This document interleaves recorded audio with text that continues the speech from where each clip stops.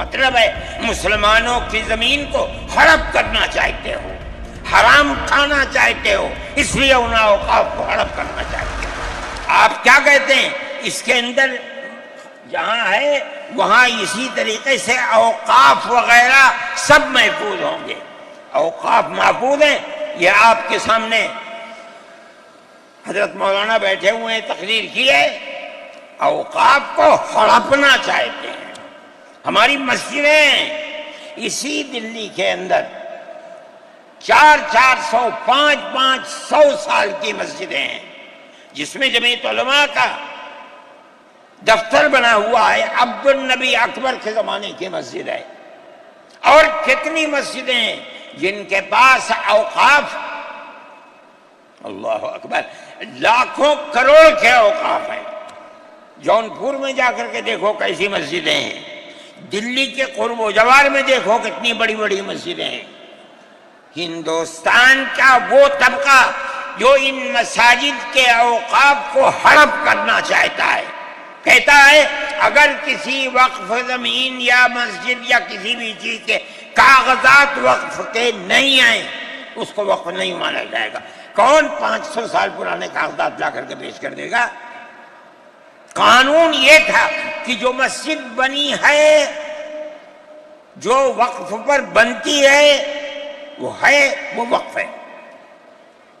آپ کو کیا درد ہے کہ آپ اس وقف کو ختم کرتے ہیں؟ اس کا مطلب ہے مسلمانوں کی زمین کو ہڑپ کرنا چاہتے ہو، حرام کھانا چاہتے ہو، اس لیے ان اوقاف کو ہڑپ کرنا چاہتے ہو۔ ہم اس کو قبول نہیں کرتے۔ اوقاف ہمارے آباء و اجداد کے کیے ہوئے ہیں، اوقاف اللہ کی ملکیت میں دیے ہوئے ہیں، مسجدیں بنی ہوئی ہیں، آپ ان کی حفاظت کیجئے، اس لیے کہ ہم اس ملک کے رہنے والے ہیں، ہم باہر سے آئے ہوئے نہیں ہیں۔ اگر ہندو گوجر ہے مسلمان بھی گوجر ہے، اگر ہندو جاٹ ہے مسلمان بھی جاٹ ہے، اگر ہندو راجپوت ہے مسلمان بھی راجپوت ہے۔ جاؤ دیکھو کشمیر کے اندر اگر ہندو برہمن ہے مسلمان بھی برہمن ہے۔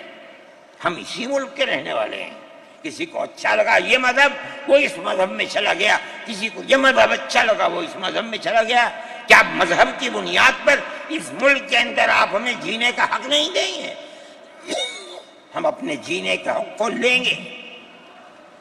آپ نے جس سیاست کو اختیار کیا، آپ 2 الیکشن پہلے دیکھیے کس قوت کے ساتھ بی جے پی آئی تھی۔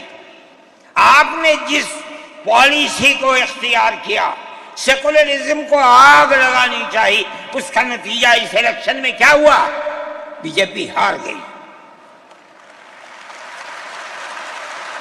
میں کہتا ہوں کہ اگر چندرا بابو نائیڈو کی بیساکھی نہ ہوتی اور ادھر نتیش کمار کی بیساکھی نہ ہوتی تو بی جے پی گورنمنٹ نہیں بنا سکتی تھی۔ کیوں ہوا؟ وہ جو 14 سال پہلے اتنی قوت کے ساتھ آئی تھی کہ لگتا تھا کسی دوسری جماعت کا چراغ ہی نہیں جل رہا ہے، وہ چراغ آج بجھ کیسے گیا؟ اس پالیسی کی وجہ سے۔ ملک کی پالیسی اگر بھائی بھائی کی ہوگی ملک زندہ رہے گا۔ ایک باپ کی اولاد 5 4 3 اگر پیار و محبت کے ساتھ رہیں گے وہ گھر آباد رہے گا، اگر دشمنی ہوگی سب برباد ہو جائیں گے۔ ہماری یہ پالیسی ہے کہ ہندو مسلمان سکھ عیسائی سب ایک دوسرے کے ساتھ بھائی بھائی ہیں۔ آپ اس پالیسی کو کیوں مخالفت کرتے ہیں؟ ہم اسی طرح چلتے ہیں۔ جمعیت علماء ہند کا یہی کردار ہے، جمعیت علماء ہند آج بھی یہی کرتی ہے۔ میں نے ابھی چند مہینے ہوئے میوات کے اندر لوگ لٹ گئے، پس گئے، ان کو جمع کیا۔ ہم نے ان سب کو 1 لاکھ یا 2 لاکھ روپئے دیے جا کر کے، مسلمان بھی تھے ہندو بھی تھے، ہم نے ان کو دیا، وہ خوش ہو گئے۔ ہم ہر سال تقریباً 1.5 کروڑ روپئے دیتے ہیں بچوں کو جو پڑھنے والے ہوتے ہیں، جو غریب ہوتے ہیں اونچی تعلیم کے لیے۔ اب آپ دیکھیے جو فرقہ پرست، اور میں کہتا ہوں ببانگ دہل کہتا ہوں کہ آسام کے چیف منسٹر کا کردار بدبودار کردار ہے، خراب کردار ہے، مسلمان کو دفن کرنے کا کردار ہے۔ وہ یہ کہتا ہے کہ آسام کے سوا آسام کے اندر مردم شماری 71 نہیں، جیسے سارے ہندوستان میں 51 ہے، اسی طرح آسام کے اندر بھی 51 ہوگی۔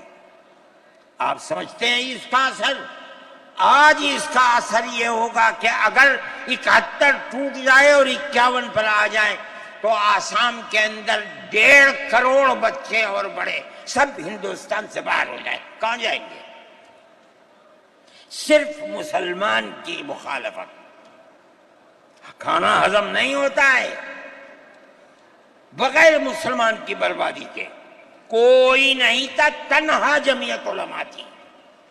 اس کے اندر بڑا کردار ہے مولانا مشتاق انور کا، جو جمعیت علماء آسام کے صدر ہیں۔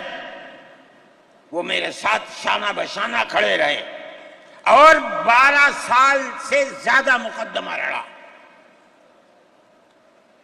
کروڑوں روپیہ اس کے اوپر خرچ کیا گیا۔ یہ خدا کی قدرت ہے۔ آج آیا تو یہ طے کر دیا گیا کہ 51 نہیں، آسام میں 71 ہی بنیاد بنے گا۔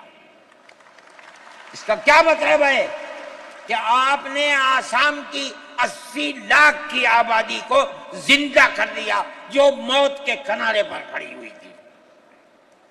مجھے افسوس ہے کہ لوگوں کا یہ قول مجھ تک پہنچا ہے کہ کسی نے آسام کے چیف منسٹر سے یہ بات کہی کہ اب کیا ہوگا، کہنا ہماری صحت پر کوئی اثر نہیں پڑتا ہے۔ کیا مطلب ہے؟ ہم آسام میں مسلمانوں کو چین کا سانس نہیں لینے دیں گے۔ دیکھیں کب تک چلتے ہیں۔ اگر جمعیت علماء زندہ ہے اور اللہ نے ہمیں زندہ رکھا، ہم دیکھیں گے کہ کیا کرتے ہیں۔